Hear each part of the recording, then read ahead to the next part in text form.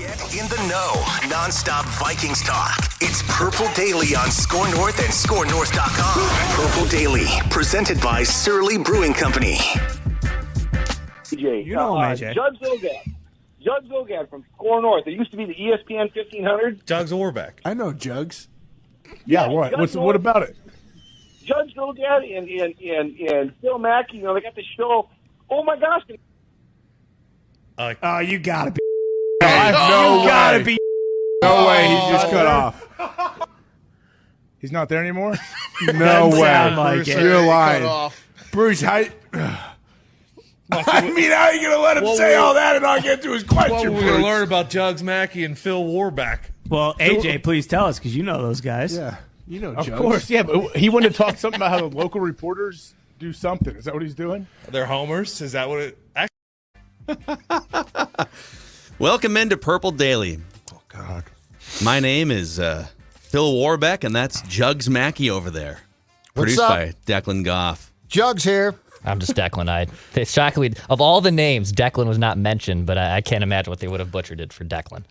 Credit to the Pat McAfee show. So do we know what was that caller about to insinuate about the great Purple Daily content that I'm sure he consumes on a regular basis? Was he going to rip on us for ripping on Cousins? Was he going to Probably bring up a genius point that Jugs made at some point? He was very excited, but I said this when I was a kid in grade school. I was called not shockingly Jugs sometimes, and I hated it. Right, like you're young, you don't like it. You're making because you fun were of my like name. a big guy, or why would they call you Jugs? Because my name's Judd, and they just changed it to Jugs because it was funny. One, a weird name, and two, funny. But anyway, the point being is at 52, I sort of love it. I sort of like Jugs. Like I feel like Jugs is a great podcast, radio name, unforgettable. Jugs. I think it's Jugs. more marketable. I agree. I agree. Yeah, that's what I'm saying. The Mackey and Jugs show. The non de plume. You want to tune in to find out why is that guy's name Jugs? Like it's just. And what does he look like? It hits you harder from a marketing and storefront perspective. Judd is a name. Jugs is a character. Yeah, Jugs is a lifestyle. Yeah, it's a lifestyle. Like I could see the Jugs lifestyle. I don't want to know actually what all goes into the Jugs lifestyle. We don't even know yet, Phil. No, it's still being crafted. This is Purple Daily, by the way, presented by our friends at Surly Brewing Company and TCL. No matter what you watch, TCL has award-winning TVs for any budget, any space, all with stunning picture quality. Maybe you're watching Mackey and Jugs on your TCL TV in your living room.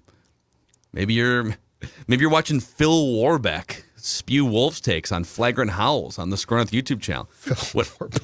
Whatever it is, TCL makes more than just TVs. They offer mobile products, audio devices, and home appliances. TCL bringing you joy and simplicity through innovative technology. All right, boys.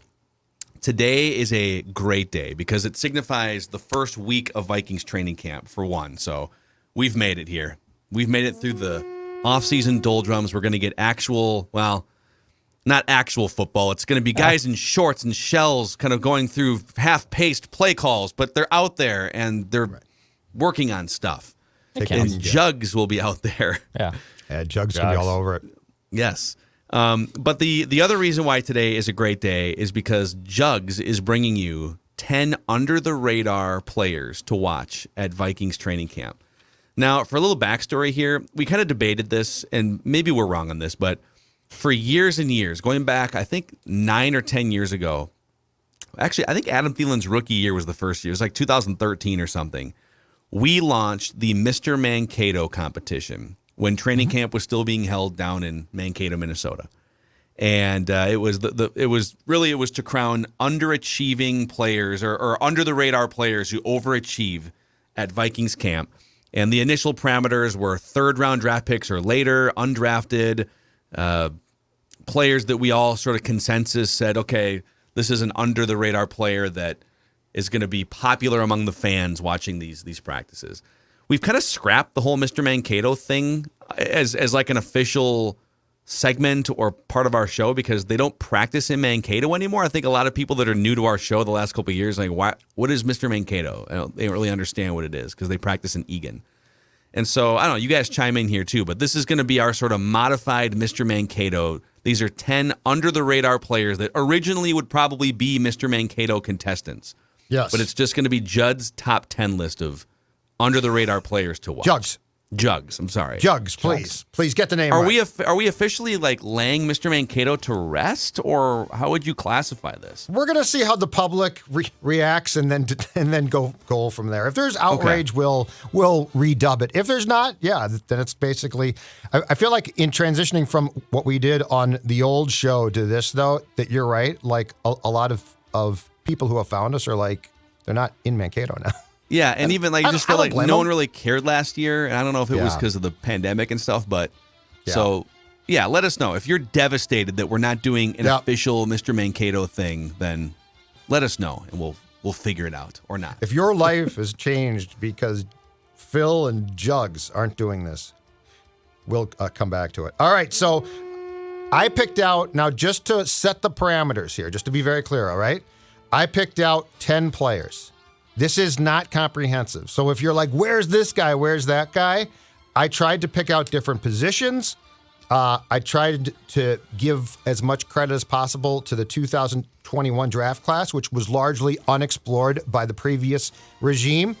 2022, guys who signed then after not being drafted. So the point is, I picked out 10 players here, but this is not the be-all, end-all. If you disagree, you might be right. So, like, I'm not saying these are the only 10 guys, but these are 10 names that intrigue me. All right? Okay. All right. So, with that being clear, number 10 is going to be the only non-skill position offensive guy that I'm going to pick. But I think that he has a very interesting opportunity here, given the circumstances regarding the guy who's going to be starting at this position. It is center, undrafted free agent Josh Sokol. Oh, yeah. And here's why. This guy is 6'3", 290 from Sacred Heart. He was expected to be drafted, and yet he was not. Garrett Bradbury, I think there's no question going into the start of training camp right now, is the expected starter. But the 2019 first-round pick has disappointed so far. Very importantly, didn't have his fifth-year option exercised, and there is a very good chance that starting the entire season or not, Bradbury won't be back in 2023. Josh Sokol, to me, strikes me as, if nothing else, if he can impress, a guy who could 100% get a redshirt year here. I also think if you cut him in final cuts, he doesn't probably get claimed unless he's been off the charts great, which I have no clue on that one. Mm-hmm. But my point is, these are the interior offensive line discussions, Phil, going way back, are always very difficult because you don't sit there and like watch, did you see that snap? But I do think in this case, there's a question of who's going to start for the Vikings at center in 2023. And I think part of the reason why Josh Sokol probably signed here was this could present an opportunity that starts with this training camp. Yes, because like you're kind of alluding to the fact that next year it's anyone's game. Garrett Bradbury, unless he has a big season, will not be on the Vikings roster. He'll be a free agent. So yeah, could this be? It's less about could he beat Garrett Bradbury for a starting job. He's probably a practice squad guy at the end of the day, right? Mm-hmm. And then from there he gets to spend time in the system. And there are worse situations than to sit behind someone for a year while you get your feet wet in a Shanahan McVay KOC offensive structure. So yeah, I was looking to a couple weeks back when I was putting together the offensive line picture for this show. And I was looking at some scouting reports, too, or just some write-ups about Josh Sokol coming out of college, and a lot of good stuff about his leadership, which I know that sounds cliche, but if we're talking about a starting center in the NFL, it's got to be someone that is like take charge. It's an extension of your quarterback, right? It's the guy that's making calls at the line of scrimmage. And this is just one account from SI.com, but it says, a notorious hard worker, Sokol has been credited by coaches for being tough as nails and a tremendous team leader. And then let's see here, Rick Saratella, who I don't know if he covers like Sacred Heart football, but on Twitter he tweeted out in late March before the draft, one of the hardest workers you will find in this year's draft is Sacred Heart offensive lineman Josh Sokol. He was a pleasant surprise during positional drills at his pro day, flashing quickness off the ball snap and nice lateral movement. See, I love this. Mm-hmm. Football. Can play all three interior offensive line positions. Let's do it, baby. All right, let's go get it. So I'm in on Josh Sokol. Nasty streak, right? That's what you want, a nasty streak. It didn't say that he has a nasty streak, but you could probably draw your own conclusions. Tough, he breathes fire. Can I hit that quarterback in the face? I want to do it. Yeah. All right. So Sokol is number 10.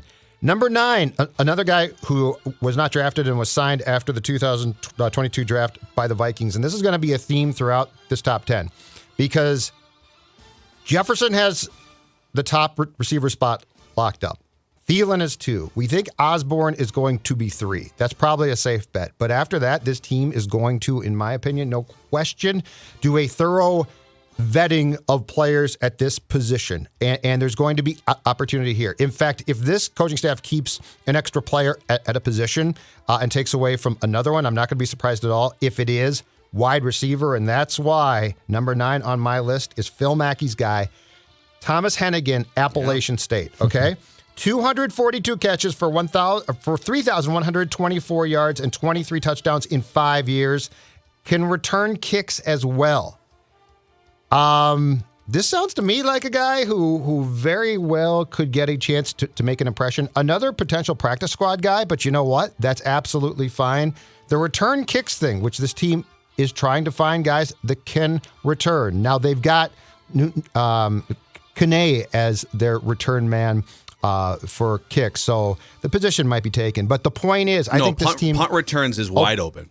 Oh, punt returns. Oh, so he can return punts. You want as well. me to okay. listen? If you want me to take the Thomas Hennigan section take of the this Thomas list, Hennigan please. section. I am the head of the Thomas Hennigan fan If he club. can return punts, then all bets are off. But the point is, I think this guy gets a long look, and I think this coaching staff is going to pay far more attention to receiver prospects than the previous coaching staff did. So he is and listen, I wouldn't expect. Listen, this is my number one guy to watch under the radar players at Vikings camp, and so I wouldn't expect everyone else to have the same affinity or foresight when it comes to Thomas Hennigan. Okay, I've been on this for several months, but the Vikings. So Wongwu was probably their kick returner because he housed 2 last year, right? Yeah. So Hennigan returned 62 punts in college. He returned 15 and he wasn't amazing, but he averaged like 7.5 yards per return. But in terms of being able to catch a punt falling out of the sky, the Vikings don't have many guys who've done that in their career on their team. So he has a leg up as a guy who's actually caught 62 punts and returned them in college. So 5 years. Add that Appalachian to the list State of skill sets. Yes. It's a long time to be at Appalachian State. Oh, it goes way back. He must have loved college. Yeah, he played. This guy played, let's see, 50. Did he start like in 1962? 59. He played 65 games at Appalachian State. He's 72 years old, and he's finally getting his chance. So, all right, Thomas Hennigan. Thomas Hennigan, Phil Mackey's guy, is number 9 on the list. Number 8, the last UDFA is outside linebacker Zach McCloud. Played at the U. He is the type of guy. So this is a position that I think is one of the easiest to shine at. Like if you make plays in preseason games at this spot, we see it. Yes. It's often a pick. Zach McCloud also received $250,000 to sign. So the Vikings are paying him. He's a guy who spent 6 years in college, 5.5 sacks last year. And he moved from linebacker to defensive end, but now in the Vikings 3-4 scheme, he's going to be moved back to the linebacker position, potentially to rush the quarterback. Zach McCloud is number 8 on my list. Zach McCloud is the Van Wilder of Vikings training camp, having spent nearly a decade in college, and now he's ready to be unleashed. The other thing to look at, too, are positions where the incumbent starters are old. That's why they drafted Lewis Seen at safety. And right now they have two of the most is voluminous tacklers in the NFL in Jordan Hicks and Eric Kendricks. Yep. But those guys are both on the wrong side of 30 years old. So the Vikings have their radar up, not necessarily for a ton of snaps this year, and there are some snaps to go around this year, but who are the linebackers going to be in 2023, 24? And some of that groundwork gets laid starting this week at training camp. Number 7 on my list, a 2022 fifth-round pick from North Carolina. We talked about him on Mackey and Judd earlier today. running back Ty Chandler. Ty Chandler posted a 4.38 in the 40, started his collegiate career at Tennessee. And this is a guy I'm curious about because I think Wongwu is going to make the roster, in my opinion, and he could be a very important player. But Chandler brings some of the same exact things, and the difference is this. Chandler is this current regime's draft pick. So don't sleep on Chandler being on the roster. And with that speed, you guys, in 2022, I don't know that if you definitely want to keep him, can cut him. Like, that's a practice squad guy to me that a team's like, oh, no, we're going to take a chance on Chandler. So Ty Chandler, I think, is probably a guy that if you're going out to practice, pay a lot of attention to because he could make this roster. Yep, he averaged, this is crazy. So he touched the ball 197 times at North Carolina last year after 4 years at Tennessee. He averaged 6.6 yards per touch. Most of those are runs. He averaged 6 yards per carry on the ground, and then he caught 15 passes, averaging 14 yards per reception. Interesting. So get the ball in this guy's hands, at least at North Carolina. And he was kind of a part-time back at Tennessee.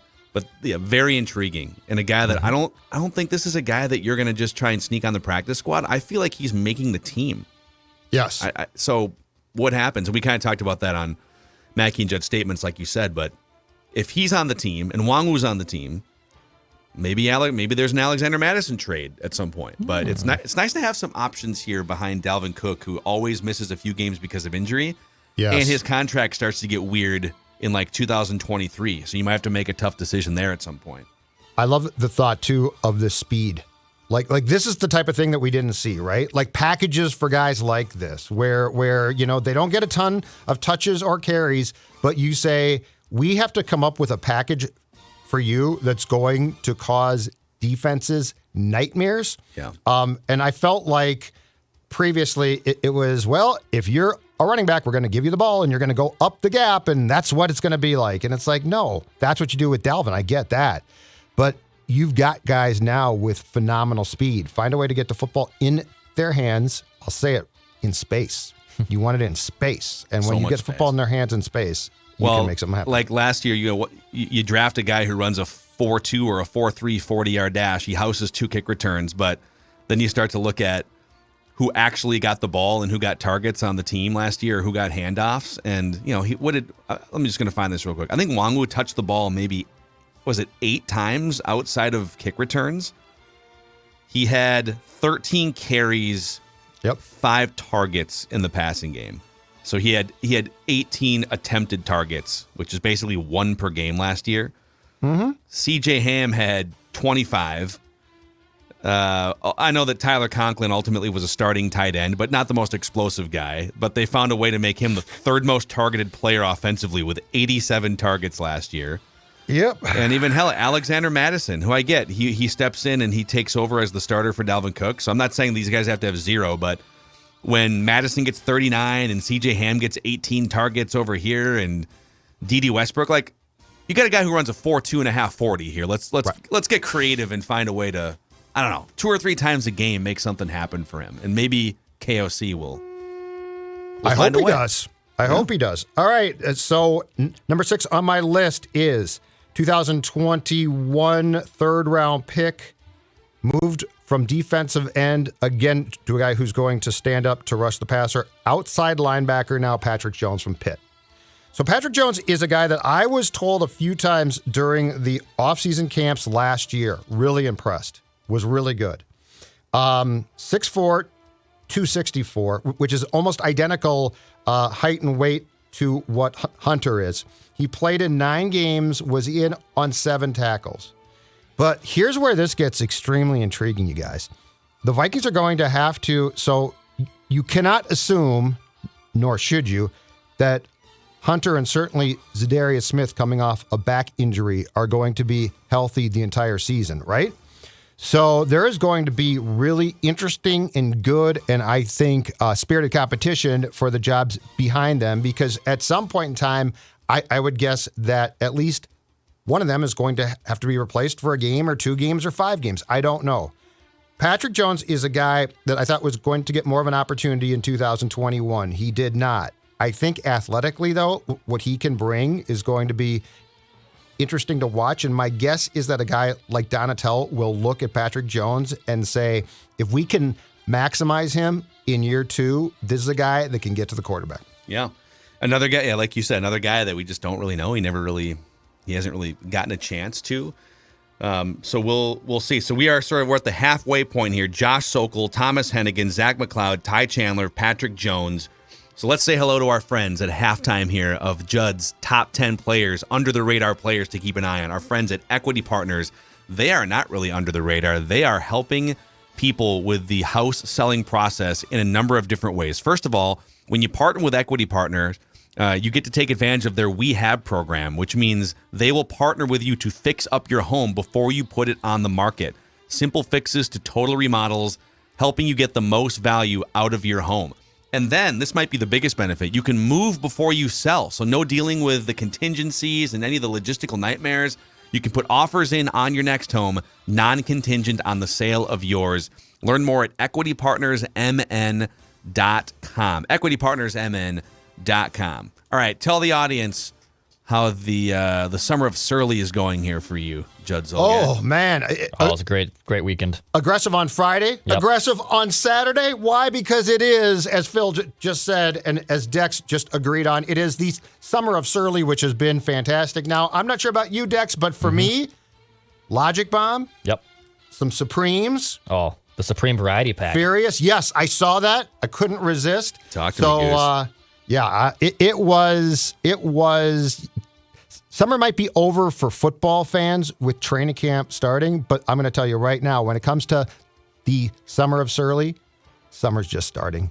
Ladies and gentlemen, it's only starting. Logic Bomb, Supremes, life at its fullest, life at its best, the outdoors and a beer. Oh, boy.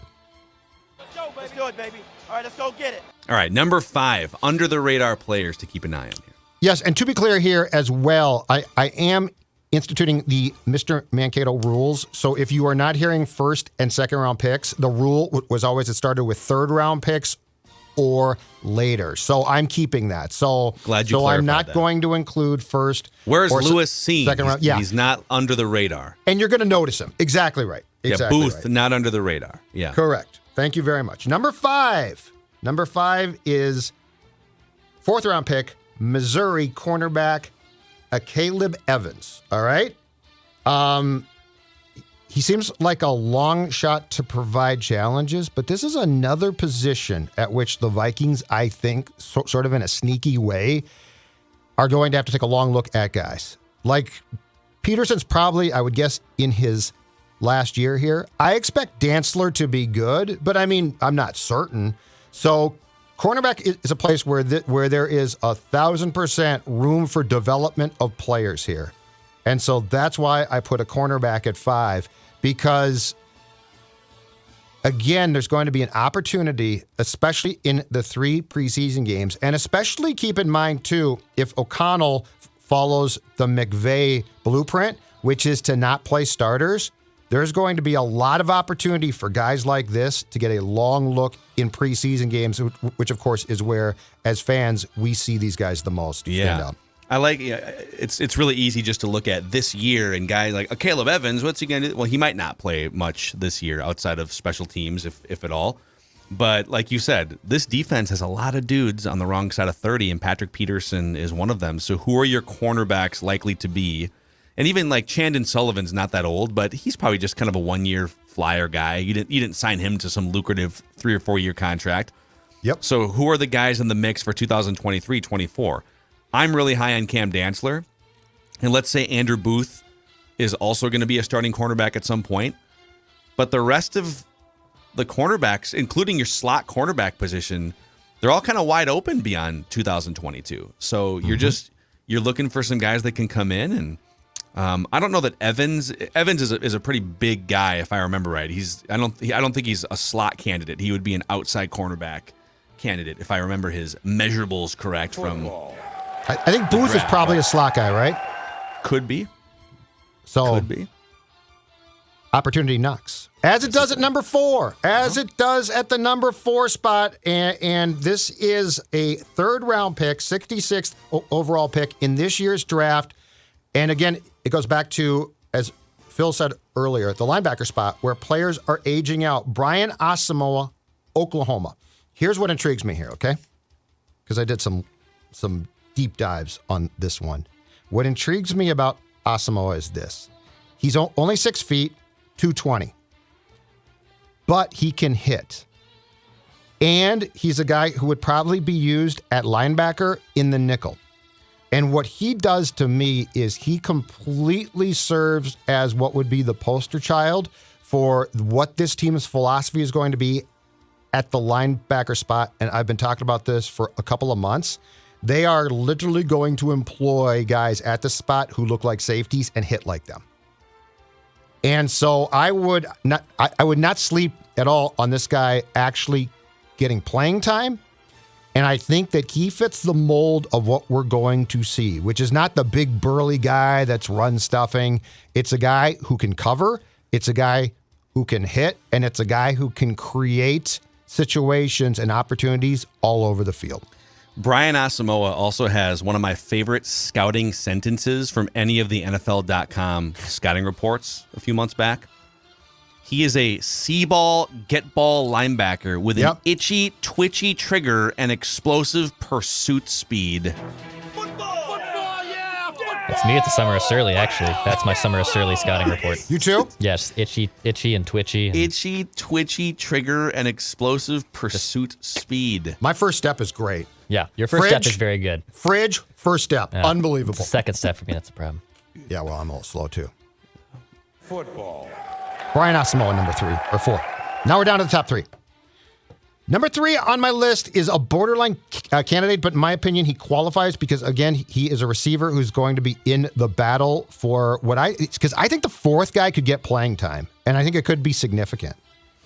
5th round pick last year, he did catch 5 balls for 116 yards and notably 2 touchdowns. Amir Smith-Marset. Oh, wow. Amir Smith-Marset. Controversial eligibility here. He was, but look, I mean, 5 catches? He didn't really get a chance. He's a second year. And he's a second year guy, but he's going to play. But he's going to, he to me is going to be in the mix of what I think is ultimately probably going to be the most interesting competition beyond the second string quarterback. Yeah. And that is the 4th receiver who I think might play a lot. And so Smith-Marset has the speed to play. He's got ability, and he's another guy that I felt like they sort of tried to play a little bit, but Mike never wanted to play a lot of that draft class. Sorry, yeah, Phil, I think just going back to he would qualify because I think that the main qualifiers for eligibility for Mr. Mankato were 3rd round draft pick or later, or non-established NFL player, and then the committee would decide what does established mean if you played some special teams or something. So I think of Amir Smith-Marset as a little bit more established than he probably actually was because people saw his potential and his speed, and he was talked about during training camp last year, but, you know, he wasn't like a regular in their offense or anything. No. So he'd probably be one of those guys that we fight over as a committee and then eventually say, all right, I guess he would be eligible and a heavy favorite because people already know who he is to flash I miss those fights. Camp. Those fights. I tried to get Christian Ponder back on in 2000. I know you did. That was a bunch of crap. Because he had kind of fallen off, and then okay, now he's coming back. You guys wouldn't have any of it. All right, number 2. All right, down to the top 2. Number 2. The second guy on my list at number 2 comes from the same receiver group as Smith-Marset, wide receiver, but in this case, and this is a very interesting one because I think the coaching staff likes him. I think they think that they got a steal. But it's 6th round pick, Michigan State, number 191 overall pick in this year's draft, Jalen Naylor. Oh, yeah. He might be the most old school traditional Mr. Mankato guy on this entire list. But I don't think the one thing is when we talk about the receiver depth that's going to exist on the depth chart and who's going to be 4th, I don't think these guys, coaching staff, are going to go in with a lot of preconceived notions, right? Naylor is an interesting one. I think Smith-Marset, because of experience, probably goes into training camp, in my mind, ahead of Naylor. But watching this play out is going to be incredibly interesting. And I think that these guys were actually surprised, not cliche, surprised that they got this guy in the 6th round. Yeah, Naylor just saw him play a couple times the last couple of years at Michigan State, but statistically, he averaged the last 2 years as a sophomore and a junior. He averaged just under 20 yards per catch at Michigan State. So he can chunk yardage as a wide receiver, and that's what they're looking for. How can you not play your sounder, your own sounder on that? Mm-hmm. Chunk yardage. You get the ball in space, you get some chunks of yards. Oh, God, it's great. Yeah, I like it. They've got some interesting receivers here. All right, number one. Who's the number one under the radar player to watch? It has to be because he got zero chance in 2021. He's going to get a chance now, and I think he might play in the exhibition games a ton. Kellen Mond. It's got to be Mond. Like, he is going to be, we are now going to, as we did a deep dive on PD last week, talk about this, you guys. We are now going to find out if a 3rd round QB, which is not a flush it down the drain Nate Stanley pick, right? Which is, he's not going to make the team, or if he does, he's a practice squad guy. He's not going to play. Kellen Mond should have a legitimate chance to show what he can do. And I will argue on his behalf that the previous coaching staff, offensive staff as well, did not give him a fair opportunity. He will get one now. I think that if all goes according to plan, opening day, September 11th against the Packers, he is the backup to Kirk. So Kellen Mond, to me, is going to get a very long look, and we're going to start to know if this guy is a total bust or if he was a product of a system that didn't help him. Yeah. I love it. This is a great list. This is also just a good primer too if you're going to show up to Egan and maybe go to the night practice or whatever it is, just if you're looking to keep an eye on some players. But okay, from this list, or if there's someone that's off this list that jumps out to you guys, who would the odds on? Kellen Mond would probably be the Chris Long, our friend from the 5 Eyewitness News sports team. He used to be the odds maker. Kellen Mond's probably the odds on favorite just because it's easier to flash, right? Just in terms of players that would, from this list, that would get the attention of fans the most during the next month and a half. Emir Smith-Marset, because he's fairly well known. But I could see like Ty Chandler or one of these defensive players getting some extra playing time, linebackers. Remember when Audi Cole was Mr. Mankato back in like 2014 or 15 because he had 2 touchdowns in a game? Against the Bills, right? yeah. You can pick up a fumble or pick off a pass and I like that. Flash that way. So Josh Sokol would have basically no chance to stand out because he's a center, but he's the one I'm probably the most intrigued by just based on everything that we've heard and read and the uncertainty of that position beyond 2022. I would say the 3 favorites are probably Naylor, Chandler, and Jones. I think because all 3 of those guys are basically skill position guys, and Jones is going to be on the defensive line making sacks. Also, by the way, I just did a quick combing of Score North's Twitter account. Look at these guys from 2014 on Mr. Mankato odds. Look at this. For the visual audience. An audio audience. Left to right, you have Judd Zolgad, Chip Scoggins on Purple Access, which you can find here, and Phil Mackey. Look at holding these guys. the Mr. Mankato t-shirt. Jugs, Declan. Jugs. Yeah, this is Jugs and Chipper. Remember? Jugs and Chipper hanging out with Phil. So, okay, we showed up, I think this was during that camp. This was 2014. It was toward the end of the Mr. Mankato portion. And I think the next year we extended it into like all the preseason games. But for this year alone, I'm pretty sure it was just the Mankato portion of camp. And so the last day that we were down there doing our live broadcast, Judd and I we brought Adam Thielen was the winner. Oh, God. And we got a styrofoam cooler from a gas station down the street and just a bunch of random things like a comb, some Funyuns, like a Gatorade or something. And we presented him with this award for winning Mr. Mankato. And it was kind of tongue-in-cheek, right? But he didn't really know us that well. And he looked at this thing. He's like, who are you guys and why are you giving me a styrofoam cooler with Funyuns in it? Yeah. And I think he actually took the Funyuns with him to give to a teammate, though. It might have took the comb, too, but he left the rest of it for us. Yeah, he took something, but yeah, he was like, what are you guys talking about? You guys are weird. And I'm going to be a star, and you guys just suck. Yeah. He played along pretty well with it, though. Yeah, nice as he could. That was also the same training camp, I think, where Brandon Fusco in detail explained how tearing his pectoral muscle felt like the hardest titty twister that you could ever receive. And he went to go simulate it on me. Oh. I brushed it off before he could. He was get too great, far though. with it, but he was absolutely a delight to talk to. So there it is. This is sort of our modified Mr. Mankato, the 10 under-the-radar players to keep an eye on at Vikings training camp. Before we get to what are people saying about the Vikings, and it is the annual Mike Sando quarterback tiers, where insiders around the NFL have critical and praising things to say about every quarterback in the NFL.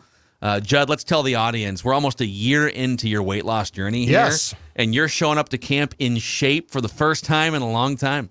And look at that. If you are watching this on our channel right now, look at that guy in shape and you're saying, Judd, how did you get there? You've lost 40 pounds. And I'm going to tell you, it's as simple as this. Livia Weight Control Centers has helped me. And Dawn, she's down 12 pounds. That's right. The Zolgad household as a whole down 50 plus pounds. And now I want you to join us. The Simple Start Plan, only $59. That's right. Personalized and guided support online or in person, whichever is the most convenient for you. 855-GO-LIVEA. Livia.com, Livea.com. Don't wait. Lose that weight. All of your clothes will fit again. It's absolutely fantastic, and it's as easy as it can possibly be. Livea.com. What are people saying about the Vikings, also presented by Brainerd International Raceway today? Yeah, coming up this weekend, July 28th through the 31st, Motor America is coming to Brainerd International Raceway. You got 5 classes. You have over 120 riders and 90 total super bikes. Actually, I'm gonna hit this football sounder here because when super bikes come in, you got to hit the football sounder. You can start planning this event right now at BIRMN.com. There's camping and ticket information, BIRMN.com. Again, Motor America coming to Brainerd International Raceway this weekend. Go check them out, BIRMN.com. Okay, we have this might actually be the creme de la creme of quarterback rankings around the NFL. He's a friend of the show, Mike Sando. He used to cover the NFL for ESPN.com and now The Athletic, where his main feature, and he does a brilliant job throughout the year with different articles and features, but he's very plugged in with front offices and coaching staffs and stuff. And I think the feature that he's become known for are the quarterback tiers, the annual 5 quarterback tiers now on The Athletic. And the way that he rolls this out, I'll just read this from Mike here. It says the results reflect voting from 50 NFL coaches and executives, including 6 GMs, 8 head coaches, 10 evaluators, 12 coordinators, 6 quarterback coaches, and 7 executives whose specialties include analytics, game management, and the salary cap. The remaining ballot was put together by 4 members of one team's personnel department. The panel placed 35 veteran quarterbacks into one of 5 tiers, Tier 1 being the best, obviously, and Tier 5 being the bottom tier. So we, before this came out, we did an episode, I think early last week, where it was the ultimate Kirk Cousins quarterback rankings. We took 10 different objective, subjective lists and rankings from the ESPN Insiders list all the way to like the PFF rankings and Pro Football Outsiders or whatever. And the average ranking for Cousins, when you took all of those together, all 10 of those, was 13.5. So let's go through this list here. This is, again, these are 50 people inside the game putting quarterbacks in tiers. We'll start with tier number 1, which is defined as a quarterback that can carry his team each week. The team wins because of him. He expertly handles pure passing situations and has no real holes in his game. Number 1 is Aaron Rodgers. Number 2 is Patrick Mahomes. 3, Tom Brady. 4, Josh Allen. 5, Justin Herbert. 6, Joe Burrow. And that's your top tier. 6 quarterbacks in tier 1. It's about fair. That's about right. I got one question off this. Is Herbert there yet? He's perceived to be. No, you're 1,000% right. But I'm saying, is he there? I mean, Burrow took his team to a Super Bowl. Yeah. I like Herbert. I think he might be great. And Declan is dead on. He's perceived to be. But is he in that tier yet? I think most fans would say no. Most Cousins Crusaders would say hell no, because he hasn't if you're going to go win-loss record, right, he's 24 years old. I think it's fair to say, let's put him in tier 2 and make him graduate. Yes. Sometime later this year. I think it's Agree. Fair. Yeah. Okay, tier 2 is defined as a quarterback that can carry his team sometimes, but not as consistently. He can handle pure passing situations in doses and or possesses other dimensions that are special enough to elevate him above tier 3. Does have a hole or two in his game. Mm-hmm. So number 7, continuing on the rankings here. These are all tier 2. Matthew Stafford. Number 8, Russell Wilson. Number 9, Deshaun Watson. 10, Lamar Jackson. 11, Dak Prescott. 12, Derek Carr. 13, Kyler Murray. 14, Matt Ryan. Those are all tier 2 quarterbacks. Yeah, I think you got to split those at about Dak. I don't have Matt Ryan in the same group as someone like Russell Wilson at this point. And I don't think I agree with that. Or Carr even. And I like Derek Carr. And I don't know if I have Dak there. Right. True. You don't have Dak in tier 2? You'd have Dak. Yeah. There's a gap between Russ and Dak, I think. Yeah. I think I'd put Dak in tier 3. I mean, we can say what we want about Kirk, and I like Dak more than Kirk, but to be very clear about this, it's not like I'm totally sold on Dak. At the money. Yeah. It's all relative to the money, right? If Dak makes $1 million because he was a 4th round draft pick and you're building your team, then you love Dak. But Dak at $40 million as a franchise carrier makes it harder. And if you're telling me that I've got the pick of tier 2 QBs and it's a tier 2 and you're like, okay, Judd, you get Dak. I'm not saying, well, that's the same as Russ. Yeah. So and then we get to tier 3 here, and I know we got about 2 minutes left here in the show. We all got to get moving on here, but tier 3 quarterbacks are legitimate starters but need heavier running games and or a defensive component to win. A lower volume drop back passing offense would suit these guys best. Kirk Cousins is 15th and number 1 in tier 3. And then right behind him are Jimmy Garoppolo, Ryan Tannehill, Mac Jones, Baker Mayfield, Jalen Hurts, Carson Wentz, Jared Goff, Trevor Lawrence, slander, Jameis Winston. Woof. And if you read the thing on Kirk that Mike wrote with some unattributed executives and coaches talking about Kirk, that's great. It's a play-by-play of what we've talked about, Here, I'll read it real quick. Yeah, go and read the part about players dying for him. Okay, it says if there's a tier 3 Hall of Fame, Cousins might be getting the first bust. Quote from a GM. A GM said, I think he's one of those more accurate passers in the league. For whatever reason, in big moments, big games, he's not able to get it done. Now, because Kevin O'Connell is going to be there, their offense is going to open up. They'll maximize what he is. Is he Stafford, who had just been in some bad situations? I think he's a step below Stafford. And then an offensive coach said, people want more, but guess what? He's a pretty damn good player. Now, is he going to be in an offensive-oriented system where guys like Goff and Stafford have had some success? People don't like him because they knock his leadership and his contract, but the reality is there's no one younger that you would want over him that you could get through the draft or a trade. Another coach said, I don't think his players would die for him. Great. That one to me, though, was interesting. And then another person said they ran the ball straight up Pittsburgh's ass, and he made about three throws the whole game, a couple outstanding throws. Other than that, he was terrible in that game. One of the 3 deep throws, the receiver pushes the DB in the back. I'm thinking this is not the guy you're going to win a championship with. And then there's another one that just kind of questions the fact that he's not Matthew Stafford. So there you go. Tier 3. But those quotes, tier 3 God. A bunch of those quotes read like they came from us on our show. Yeah. Well, maybe we were anonymously He's a friend of the quoted show. here. I don't know. I wouldn't say. Yeah. Keep Mike Sando. I just think it's sources interesting. private. I think it's very intriguing that our thoughts are reflected by executives and coaches. I think it means that we should be hired as consultants for NFL teams. Federated's here also just supporting us on a daily basis on Purple Daily and Mackey and Judd, and supporting businesses for the last 100+ years with risk management tools and resources.